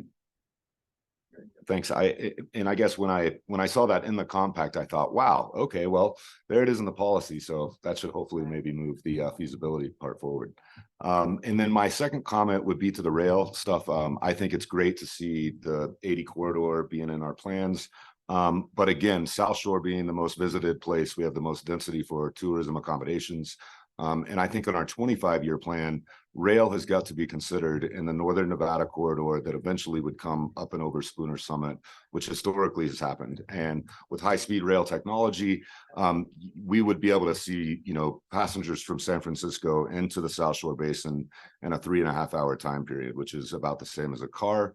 And across the world and high altitude destinations, rail is how we get our tourists here. So how are we going to get that to the state of Nevada that, look, the line between Reno and Minden is a huge part of Tahoe's regional long-term transportation planning. And how can we get that to be considered for the state of Nevada that eventually will feed to the South Shore? I was just going to lead into that. So sorry, I keep saying Vice Chair Bass. One of the things that right now is happening is that we have a pretty bleak transit service that does connect, outside the basin and into South Lake via El Dorado County. And so, our own member, Ms. Lane is actually working on trying to enhance just the bus service right now, right? Starting at that bus service. But I do appreciate, I think that's generally how it happens is we kind of work our way up to it. And so we're looking forward to supporting just the increasing in bus service. And so you're right, the big vision plan can go beyond that and look at that 25-year horizon. But generally speaking, that's how it kind of works, right? We build our way up to that, and we're looking at the feasibility of how many folks are actually willing to come to Tahoe, which is what that rail study did right away out of the gate, did a survey to start to understand how many people are willing to take a train here and lug their luggage and do all those things. So I think we're on the right path to getting there. And we're really starting with some of the basic services and trying to enhance transit first. But the regional transportation plan is that bigger vision where we can have that discussion and talk about the future in that way. My only kind of follow up to that is just on the question of when it's outside of our territory, for instance, the line from Reno to Minden, and kind of how do we, I always kind of did this analogy that there's high-speed rail being proposed from Cheyenne, Wyoming to Fort Collins, nowhere close to the economic boom that's happening in Northern Nevada. How is that line being proposed on the federal maps, but the line between Reno and Minden is not? And so how do we get that included, because it's part of what our goals are? Yeah. Great question. And it really gets into kind of the planning responsibilities between Federal Rail Administration or, within a state. And I think the first step for what you're proposing is really trying to get traction with Nevada DOT and trying to get it in the state rail plan, at least as a concept right now. Because if you look at what happened with the I-80 corridor, that really was a manifestation of getting our advocacy from the bi-state and the TRPA governing board for considering that passenger rail line got into the state transportation plan with Caltrans, state rail plan with Caltrans. And so it actually had a recommendation, like Michelle's saying, where you start with those Amtrak throughway buses first to develop the need, and then you get to service levels that would support passenger rail service. And so there's the methodical kind of planning like that I think we need to get that same traction with Nevada DOT, and we can help try and do that. And Madam Chair, if I can just build on that, I just wanted to add, again, it's an opportunity for you all and the board's leadership to elevate these issues at the highest level in our two states. And so it was really through Secretary Crowfoot, now Director Settlemeyer in Nevada, working with our transportation agencies, Secretary Omashakin, with our NDOT Director in Nevada, and elevating that discussion, and then being strategic, thinking back to Nick's presentation, that middle funding block. You know, we have right now around a $2.5 billion RTP, Regional Transportation Plan, but there's another $1 billion. It's called the constrained versus unconstrained. You know, to give you the transportation lingo, you know, these are projects that could make it on eventually onto that unconstrained, which we don't maybe have the money in hand yet to count on it, but we want to drive at that in terms of the vision. And that's where the leadership comes into play. But the amounts to do that are staggering. When I joined the agency, we had a member, Nevada governor's appointee, who really wanted the monorail, like similar to Las Vegas, and we just could not get the dollars and the density to make it work. But times have changed. You know, people are doing passenger gondolas around the world. So I think their technology has improved a lot since then, and it gives us an opportunity to re-examine some of those. And I would add on, I'm so glad you brought that up, Mr. Bass, because I didn't know you were looking for something like that. And so I think that we could bring a feasibility study to TTD next meeting and see if that's something we can build into our budget and ask for funding for. So that's done, make it happen. And then on the NDOT state action plan of getting some sort of rail from Northern Nevada or Southern Nevada or excuse me, Northern California back into Tahoe. I think we can look at the strategies that Las Vegas and LA are using for the work that I just forgot the project that they're Brightline. That is a private project.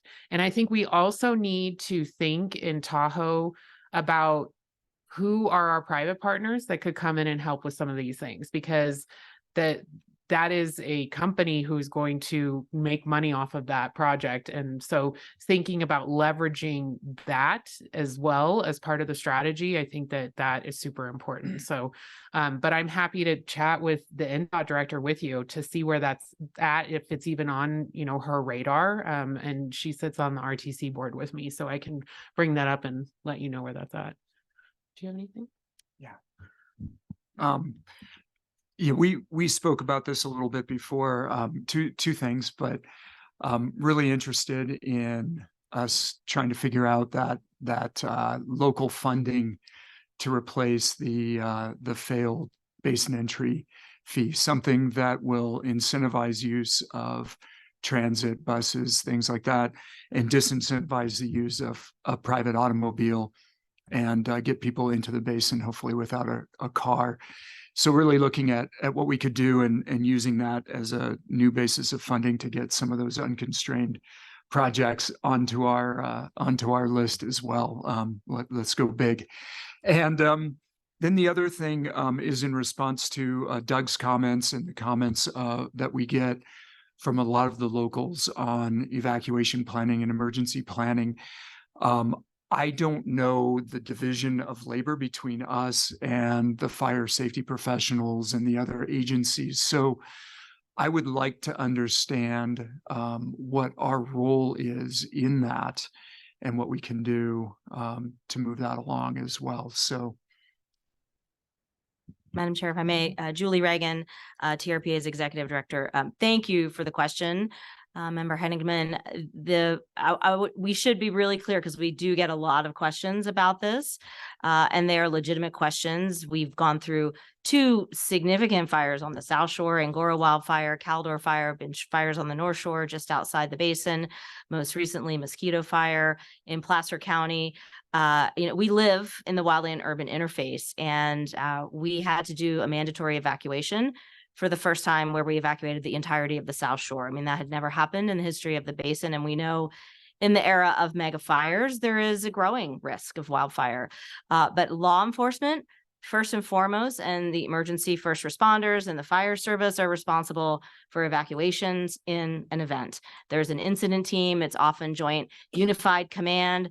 We're in a supporting role of that, but we've played a very important role in helping bring funding to the basin for forest health projects, fuels reduction, and planning. I mentioned those community wildfire protection plans that we had a very big role in obtaining the very first levels of federal funding to support all that work. And now millions of dollars have benefited the basin. But what we're talking about in updating our regional transportation plan is how do we recognize this threat of evacuation and support that role. And we're in a conversation right now with the fire service, with law enforcement. There's a huge basin-wide planning effort underway. Chief Scott Lindgren just spoke at our advisory planning commission when this just came up 2 weeks ago.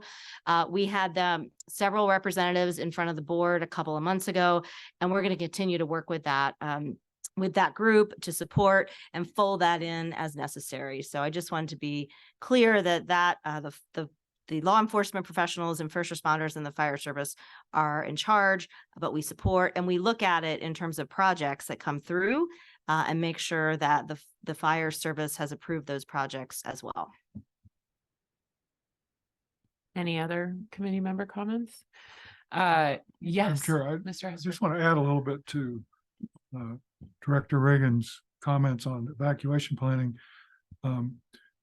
You all may remember when we had those public safety providers come present to you, and what they've, besides talking about their planning effort and what they hope to have online this summer, they also said in direct response to one of the board member questions is, what are the priorities that TRPA could work on? And Julie mentioned them. One of them was forest thinning and evacuation routes. And one of them was forest thinning around communication facilities and wildland urban interface, which Julie already talked about that we work on. And then strategic fire breaks were things that came up. We've already been working on forest thinning. It's part of the EIP Forest Health Program. And we've applied for a grant. It's called a Protect grant. And in addition to those things I just mentioned, it also helps us, if we get the grant, we'll try to figure out communications to those who are underserved and have the hardest time getting out during evacuation. So we're working, like Julie said, hand in glove with them, trying to do our work that complements their work, but they are, as Julie said, the lead. So I hope that gives you a little more. Thank you. Great, thank you. Any committee members online? Just speak up if you have anything. Okay, I'm not hearing any. I feel like we've barely been able to discuss this, but we're 40 minutes over where we should be on the agenda. I'm assuming we're going to continue this discussion and maybe kind of delve into some specifics, because I think I think that TTD is already doing this. The board has tasked TTD to do some of this work from our last planning session, but I'm curious, what are the next steps that staff is recommending that we do, or insight that we need to provide to you today to give you direction to do that? Yeah, that's helpful. So I think you heard some of the items from a planning and policy standpoint that Michelle will be bringing forward with the active transportation plan. So there's those policy pieces, which are very important, right? And making sure the governing board and this committee are setting the vision and the game plan for transportation. From an implementation and funding perspective, I think we want to make sure we're very aware and included in the TTD regional connections strategy development, as well as hearing from our local partners, like I said, of what are important priorities in transportation for the local communities. And then also from a funding perspective, I would like to start having more focused conversations on potential new funding streams, and whether that is the local governments and what they're working on, because we want to be able to support, obviously, the local governments. And then also, what is our federal and state strategies that are going on? We want to make sure the committee is moving along together. So those are future items that will actually come up probably pretty quickly, and we can kind of continue this conversation of how we can support not only the policy side, but delivery. And do we need to have our local jurisdictions coming to you now at this point with those specifics? Are you already meeting with them? So you saw the reference to this Tahoe Transportation Implementation Collaborative. That is actually a very functional technical group that's made up of a lot of local jurisdiction staff where we have those conversations. So we're trying to keep abreast of things that are going on. And then in my role, I'm trying to identify things that maybe should come to the committee or the governing board for report out in terms of progress, right? So that's kind of how it's working right now. Great. And I want to make sure that El Dorado and South Lake are not left behind, seeing that they're doing their own transit, discussions, and that we make sure that they're included and that what that will look like and the costs of what that will look like is discussed as well. Okay. And do we need to do anything on this? We do public comment. Okay. We will now go to public comment on this item. If any member of the public wishes to address the Transportation Committee on this agenda item, please raise your hand by clicking the raise hand button at the bottom of your Zoom screen or dialing *9 on your phone. You'll be called on and unmuted by a TRPA staff member. We will now do public comment in the room.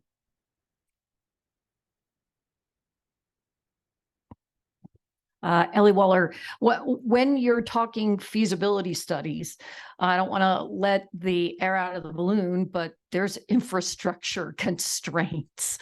And I would hate to see local jurisdictions waste taxpayer dollars if the infrastructure can't be identified first. Thank you. Thank you.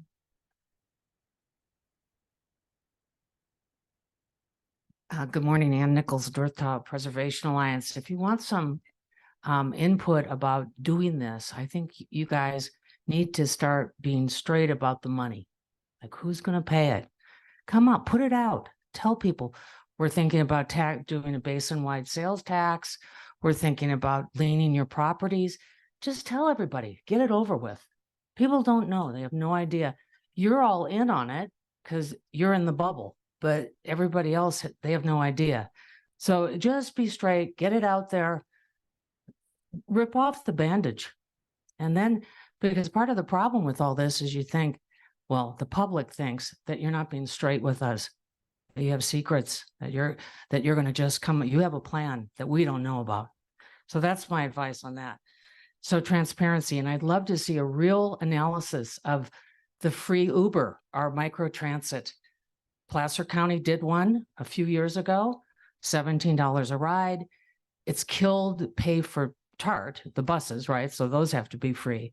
So what is really the end game with this? Is this going to be for everyone? This is the answer. You're going to get electric cars. I guess you're going to spend millions doing that. Of course, I don't see them filled at all on North Shore, but when you take the number of rides in comparison to the number of vehicle trips per year in the Tahoe Basin, it's not significant. And transit, I have a Cato Institute document I'd like to send to you guys, and it talks about the apocalypse of mass transit and what's happening with ridership on all of these various things. So yeah, just get straight with us. Tired of hearing about partners. I know there's a lot of partners. There's so many committees. There's like 60 committees, maybe 100 that are getting money from Lake Tahoe. So partners, it's getting old, it's tough. So anyway, the $100 million, where did it come from? Get a little more specific with us. That would be great. We don't have, our newspapers are run by Swift Communications. So that's a Vail, Colorado deal. We don't get really good coverage with the newspapers, and they've got to get ads from everybody. So we don't really have a lot of outlets for information that are really. Moonshine Inc. is once a month.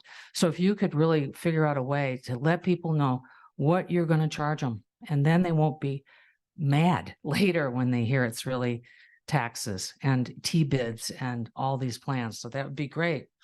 And thank you very much. Thank you. Yeah, don't keep promoting tourism. How many can we handle? And isn't South Shore different than North? Thanks. Thank you.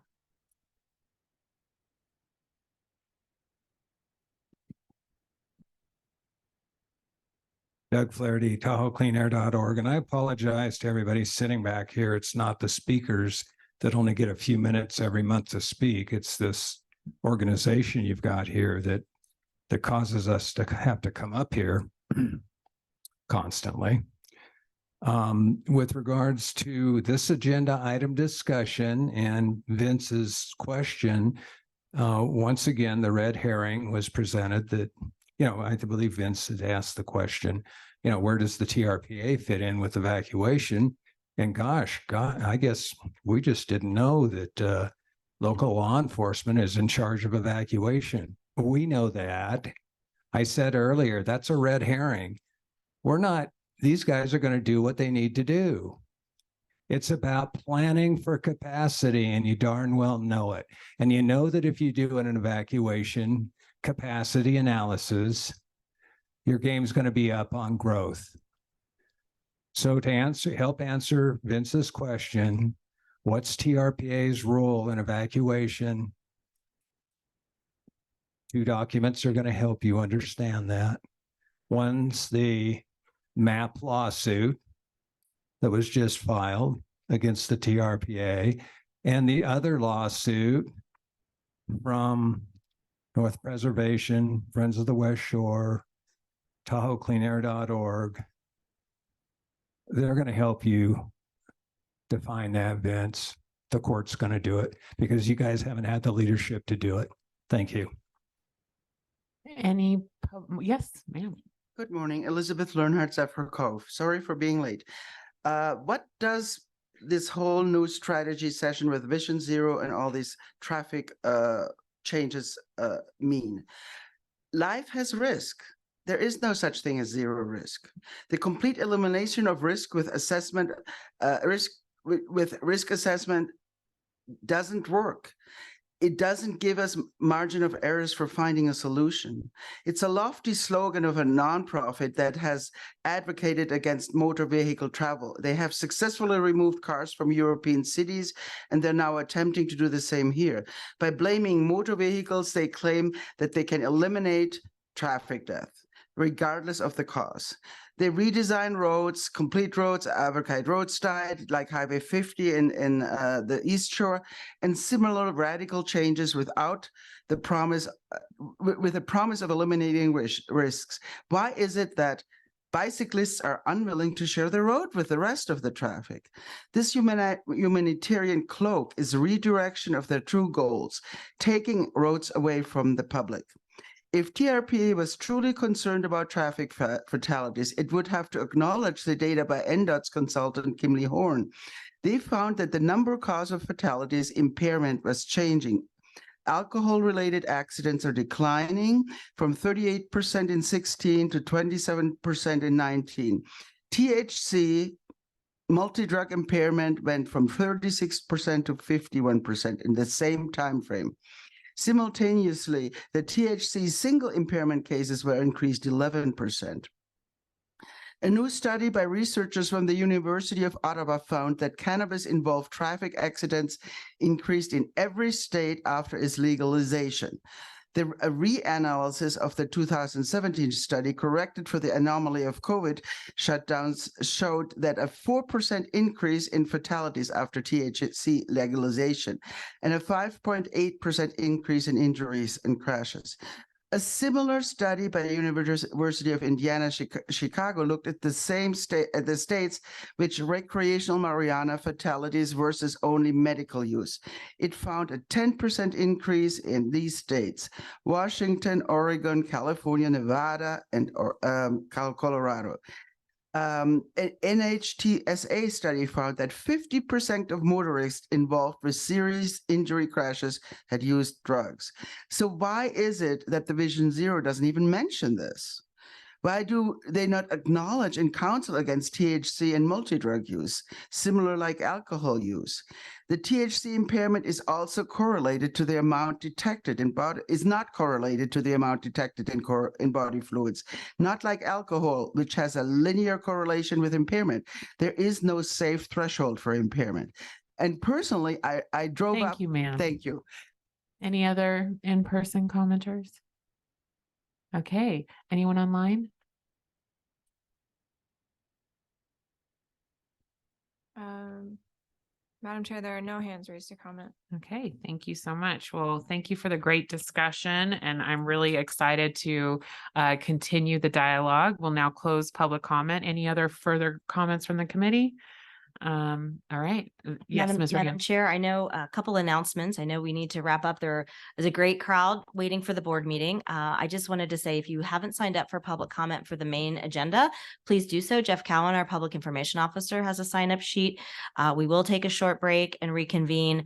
And I did want to thank the public comments for this, and the board discussion was super helpful as we build out your schedule for the year. And just to clarify on the record, the funding, we absolutely agree, needs to be looked at seriously. TRPA has no taxing authority, so that comes back to the partnership where we partner with local governments and project implementers to raise the profile to get the funds that we need to do the jobs here in Tahoe. Yes, I wish we had the funding strategy all laid out. And that's why we're having these public meetings, is so we can be transparent about those discussions. So thank you for pointing that out. Now, if we don't have any other further comments, I'll go to our committee member comments. This is item 7.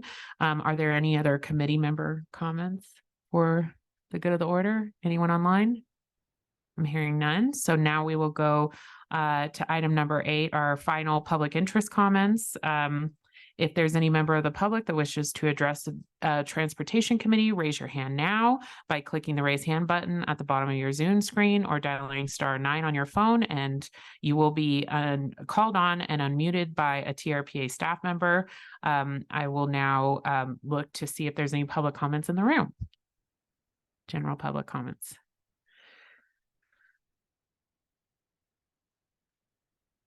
Doug Flaherty, TahoeCleanAir.org. Just briefly, the East Shore Trail has been a significant adverse impact on Lake Tahoe in general and Incline Village, Nevada. Yet, why are the agencies in charge not monitoring the number of users? You're not monitoring the number of users. You put these international destination projects in place, and you don't even know how many users there are. I live in Incline Village. I can tell you, I don't know, but I can tell you it's overwhelming.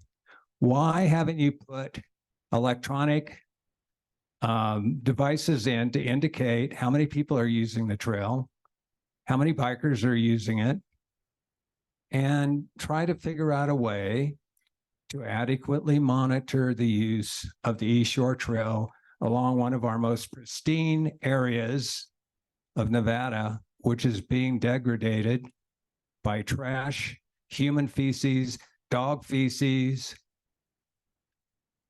I wish the TRPA would tell the state of Nevada or whoever, hey, why don't we put some turnstiles in there this summer, find out how many people are using it. You don't want to do that, because when we gather accurate data on that information, it's just another piece of evidence that we'll have to demonstrate that the Lake Tahoe Basin is over capacity. Thank you. Thank you. Any other comments?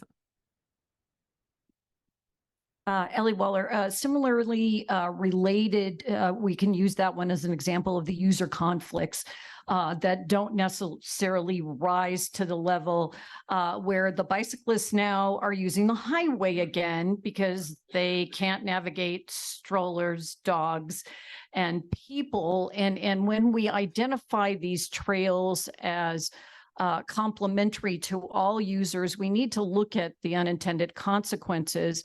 And then our NHP, our CHP, our local sheriffs all do the best they can with the resources they have.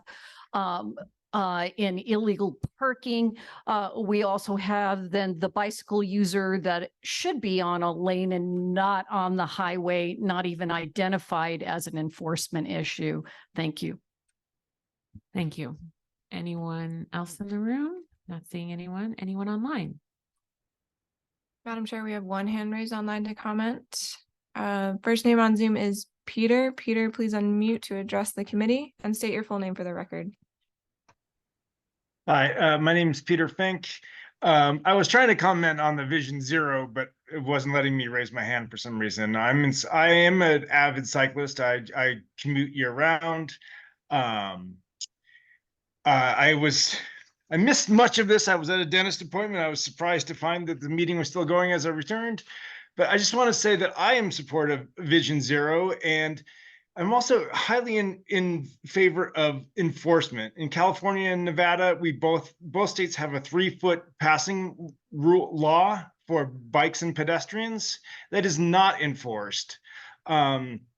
It's at least 2 or 3 times a week I'm riding in the bike lane and somebody is driving also in the bike lane within 6 or 8 inches of me. It happens all the time. The reason that we need Vision Zero is because drivers aren't taking responsibility. I heard a lot of people saying that, oh, there's this problem and that problem. Drivers need to put their phones down and pay attention while they're driving.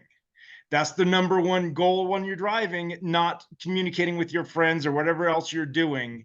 I see it constantly. I'm sitting while I'm on my bike. I can see into people's cars very easily. And I would say roughly a third of the people I see are on their phone as they drive. Vision Zero is necessary because people can't put their phones down when they drive. We need to have enforcement and we need to have safety. I try to do my best to be an environmental steward for the lake that I love. I live here because it's beautiful and I love it. And the number one cause for loss of lake clarity is vehicles, motor vehicles. Riding my bike is a great way that I can get around. It's good for me. It's good for the environment. The number one impediment for people to get on their bikes instead of being in a car is safety. And I understand it because I see it on a daily basis. Vision Zero will help us improve. I know that not everybody's going to get on a bike, but if people feel safe, more people will. And that's part of the solution. There's no magic bullet here. We need to take multiple steps to move towards safety. And yeah, that's it. That's my 2 cents. Thank you. Thank you. Anyone else? No, Madam Chair, there are no other hands raised to comment. Okay, we will close public comment and I need a motion to adjourn, please. So moved. Thank you very much. And all those in favor, please say aye. Aye. And any opposed? Hearing none, and we are adjourned.